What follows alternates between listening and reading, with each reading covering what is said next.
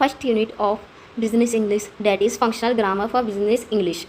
पहले हम देखेंगे बिजनेस इंग्लिश होता क्या है। Business English is the type of English, ये इंग्लिश का टाइप है जो कि यूज होता है बिजनेस में, सच एज इंटरनेशनल ट्रेड में, कॉमर्स में, finance, insurance, banking, money office setting.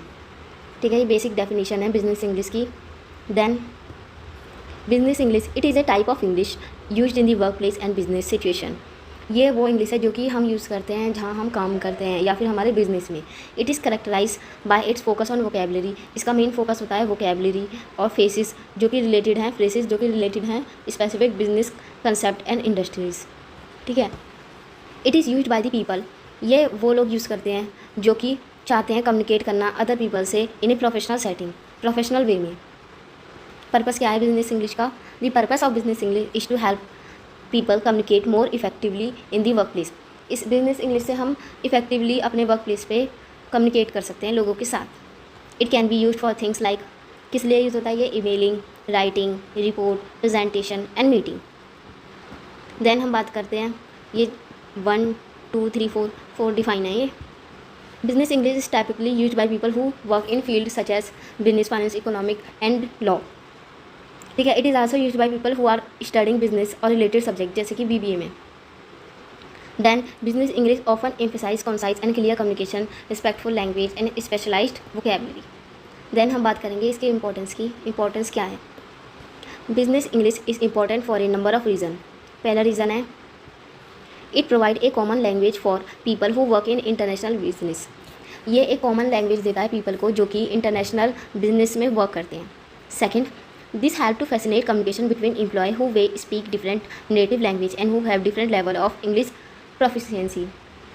ठीक है, ये मतलब जो एम्प्लॉय है और जो एक एम्प्लॉय है जो कि जिसकी नेटिव लैंग्वेज है कोई और दूसरी लैंग्वेज है और जो कि एक इंग्लिश बोलता है प्रोफेशनली, तो उसमें ये हेल्प करती है कि वो दोनों एक दूसरे से कम्युनिकेट कर सकें अच्छे से, इसलिए बिजनेस इंग्लिश ज़रूरी है। It help to promote efficiency and clarity in communication. इससे क्या होता है? एफिशिएंसी आती है, हम अच्छे से बोल पाते हैं और क्लैरिटी होती है कम्युनिकेशन में। ठीक है, कोई कन्फ्यूज़न नहीं रहता। In this way it can help to ensure, क्या हेल्प करता है ये? Important messages are conveyed accurately. जो इंपॉर्टेंट मैसेज है वो दूसरे तक जा सकें एक्यूरेट वे में, and that time is not wasted as miscommunication, जिससे कोई भी मिसकम्युनिकेशन ना हो। अब हम बात करते हैं why English as a global language. English is considered as a global language because, क्योंकि it is spoken and understand at international level by a wide variety of people. इसे इंटरनेशनल लेवल पे बोला जाता है इंग्लिश को, इसलिए इसे global language कहा गया है। Globally English has the most speakers who speak it whether as a first और सेकेंड लैंग्वेज। इंग्लिश के बहुत सारे स्पीकर हैं, या तो जिनकी भाषा इंग्लिश है या जो कि वर्क प्लेस पर इंग्लिश बोलते हैं। We can see a strong link between dominance and culture power in English. English as a language become famous because its power based whether political, economical or military. English क्यों strong language बताई गई है? क्योंकि इसका power base है किन किन जगहों पे? पॉलिटिकली, इकोनॉमिकली और मिलिट्री में। देन हम बात करते हैं derivation. English language derived from German, Latin and other European language. ये 3 उसे डिवाइड हुई है, German, Latin and other European language. Due to this Europeans does not consider English are complex language to learn. इसलिए जो European है वो English को complex language नहीं समझते, मतलब हार्ड लैंग्वेज नहीं समझते समझने के लिए या याद करने के लिए। Also accordingly, English became a global language due to its simplicity and its pronunciations is not so complex and easy to understand.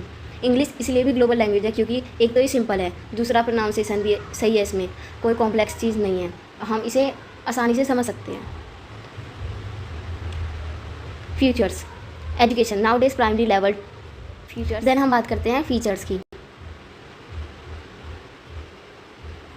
पहला education nowadays primary level to higher level education mostly uses English as a medium of instruction. ज़्यादातर education में भी जैसे स्कूलों में English ही बोली जाती है इंस्ट्रक्शन देने के लिए।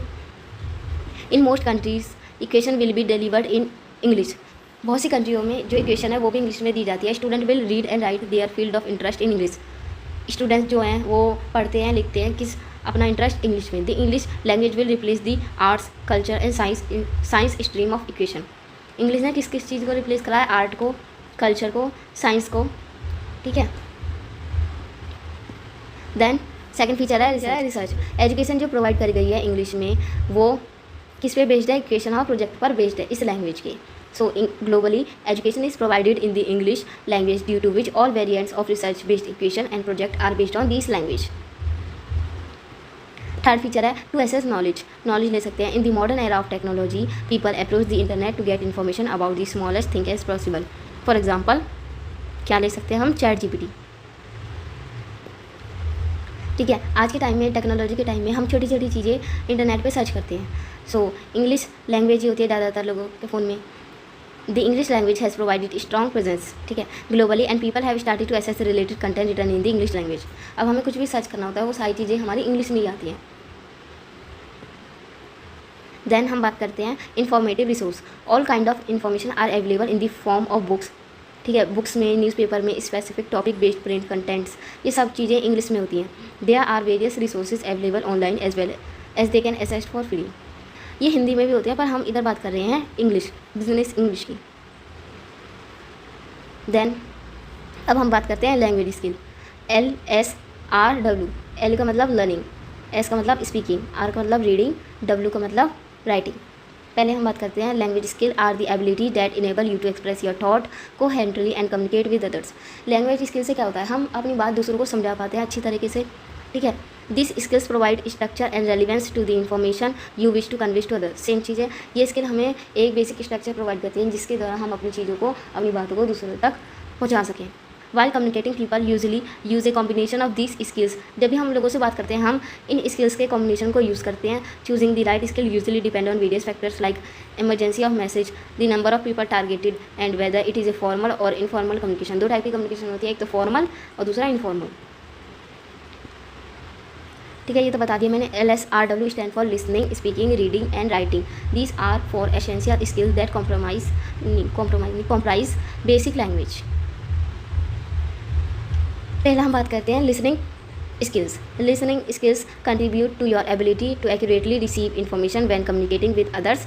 These skills are an important part of effective communication in the workplace. जब हम कहीं भी काम करते हैं तो वहाँ जो इंस्ट्रक्शन दी जाती है उन्हें हमें ध्यान से सुनना होता है, फिर समझना होता है. ठीक है, तो वो यहाँ ये चीज़ें बहुत हेल्प करती हैं. ठीक है, developing good listening habit can be help to ensure you understand the information. इसे हम इन्फॉर्मेशन को अच्छे से समझ सकते हैं, अच्छे से स्प्रेड कर सकते हैं मैसेज को, और and optimize your conversation and communication for efficiency. कम टाइम में हम ज़्यादा चीज़ों को समझ सकते हैं. ठीक है, अब लिसनिंग और हियरिंग में क्या डिफरेंस है.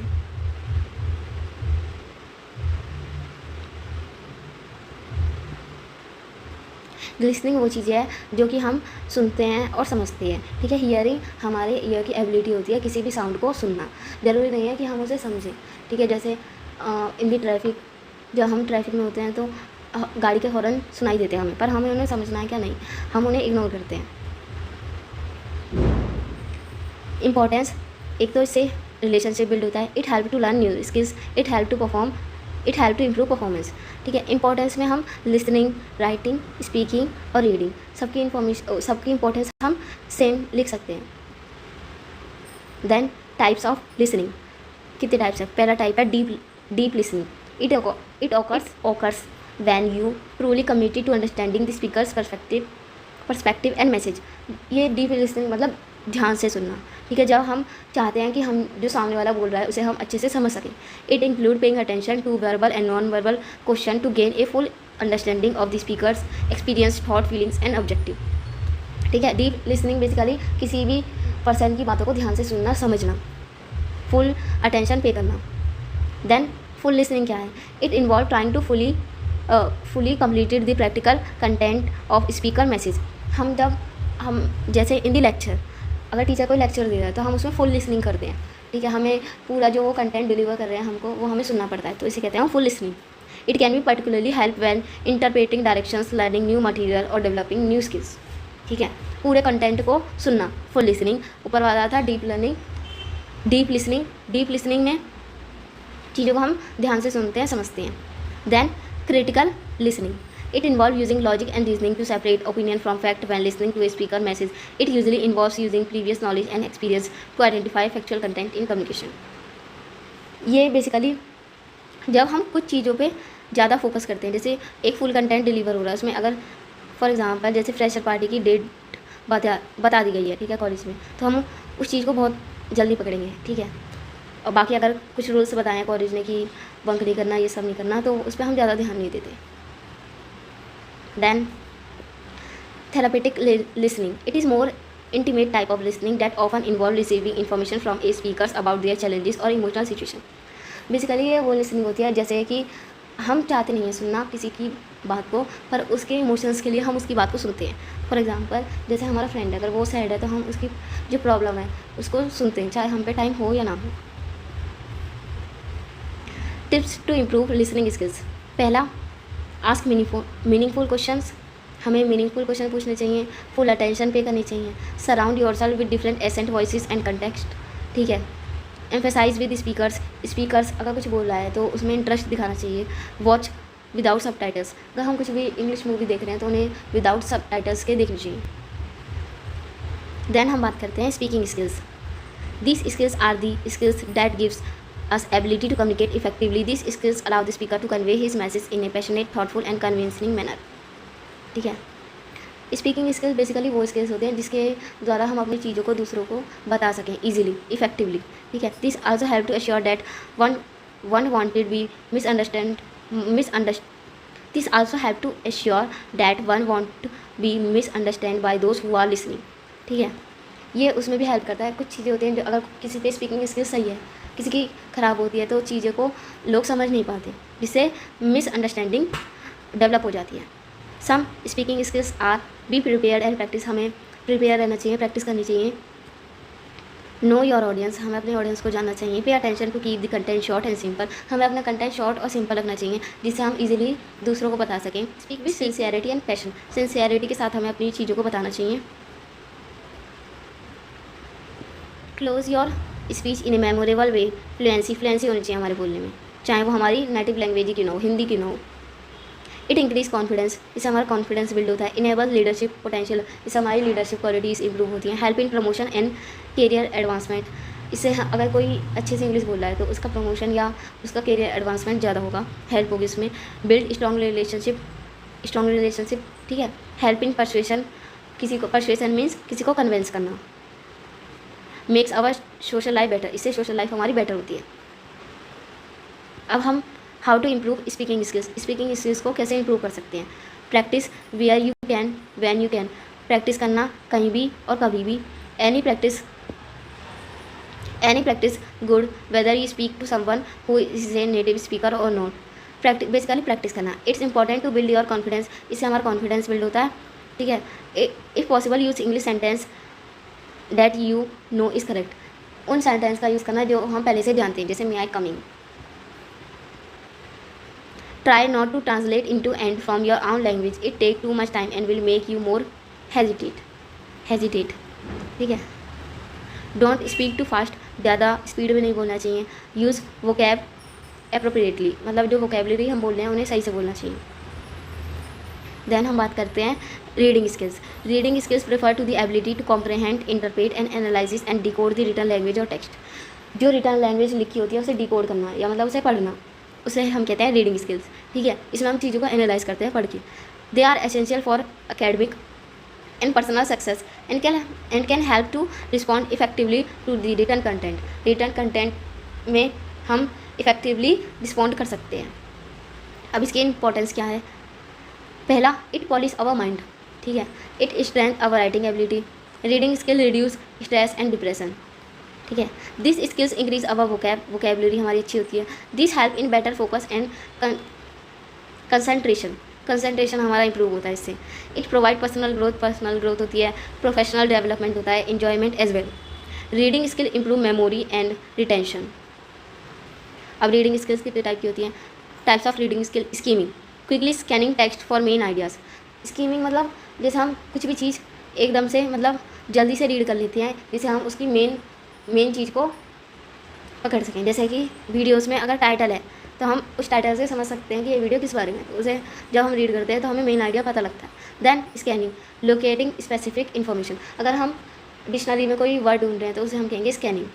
Close reading, carefully analysing text for deeper meaning. Close reading basically जब हम कुछ चीज़ को समझने के लिए डीप रीडिंग करते हैं तो उसे कहते हैं हम close reading. Extensive reading, large amount of text for general understanding. एक लार्ज अमाउंट ऑफ, जैसे कि हम अनसीन पैसेज सॉल्व करते हैं तो उसे कहते हैं हम extensive. Intensive reading small amount of text for detail analysis.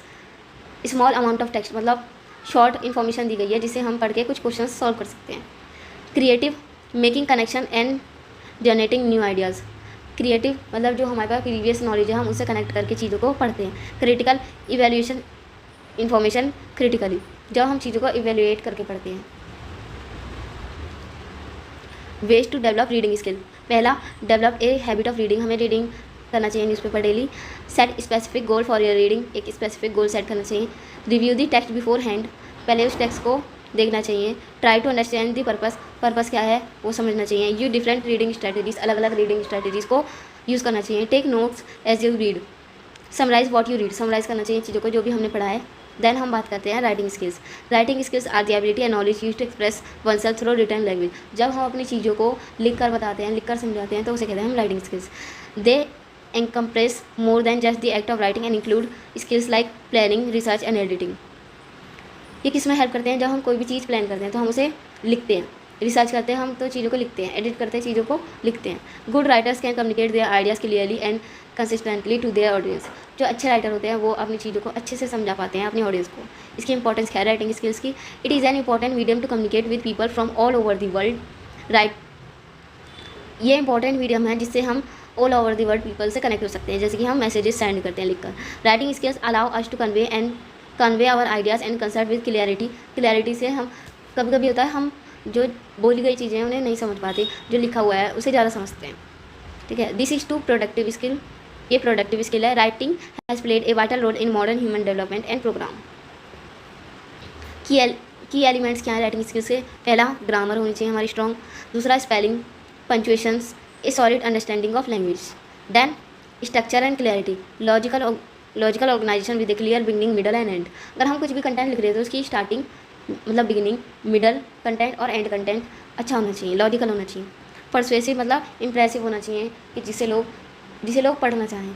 Adopting tone and word choice to different situation and audience. Research, finding accurate information and best practices for the content. Research करनी चाहिए अगर हम कुछ भी content लिख रहे हैं।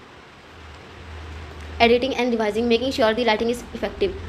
ठीक है, knowing your audience, understanding who you are writing for, हम किसके लिए लिख रहे हैं ये भी हमें पता होना चाहिए।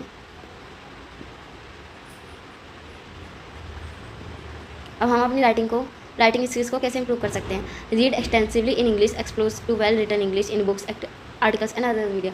बेसिकली इसमें कहा गया है कि इंग्लिश बुक पढ़ो फिर उससे लिखो, जिससे हमारी इंग्लिश भी इंप्रूव होगी, हमारी राइटिंग स्किल्स भी इंप्रूव होगी। Practice writing regularly, the more you right the more you comfortable and skilled you will become. पे क्लोज अटेंशन, किस पे अटेंशन देनी है? Grammar, spelling, punctuation, sentence structure. Learn new words, हमें नए words को याद करना चाहिए, प्रैक्टिस करनी चाहिए और उन्हें अपने तरीके से लिखना आना चाहिए। Seek feedback and editing, feedback हमें लिखना आना चाहिए।